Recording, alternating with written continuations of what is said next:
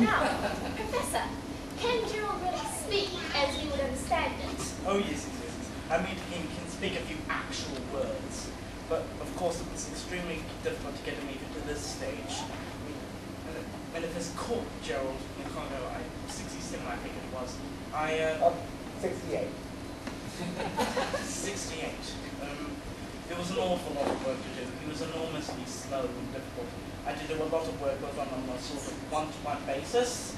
Yes, I might just butt in at this point. I'd just like to say that I've done a considerable amount of work on this project myself, and your teaching methods do leave a bit to be desired.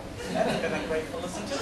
And your diction, I'm sorry. Can I put this into some sort of perspective? When I caught Gerald in 68, he was completely wild.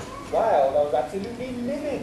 Well, it's clearly all changed now. Yes. Because of course you live in the Professor's own house. Yes. Though not in the biblical sense, of course. And I've been meaning to ask you actually, Gerald, do you have a mate?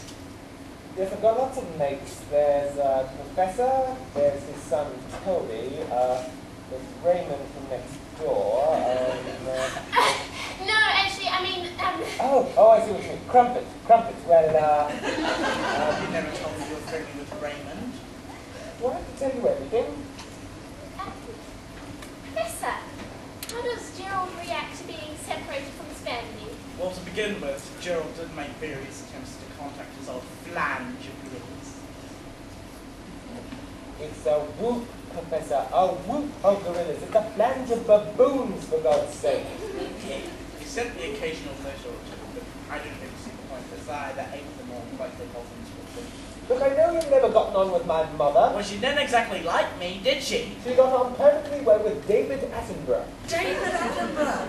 All I ever hear is David Attenborough. Let's leave Dave out of this, shall we? Oh, shut up. Gerald, I hear you've been doing some TV commercials and earning some money. What do you spend your earnings on? Well, I suppose you'd expect me to say that I spend it all on peanuts, bananas, and carpet cleaner. Oh, no, not at all. No. Yes, well, I do spend about 95% of it on those items. But the rest goes off to little lovelies. I'm very keen on Lady Gaga. Yeah, not kidding, are you? When Bad Romance is playing, blaring out till all hours while I'm downstairs trying to do some work. But the production on that album is amazing. It's my serious scientific project. You're behaving like an absolute child.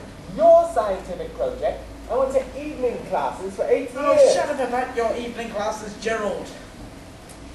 As Aristotle once said, Aizoe ine nagudi igineki pavalotto. You arrogant little idiot. You're wrecking my life's work.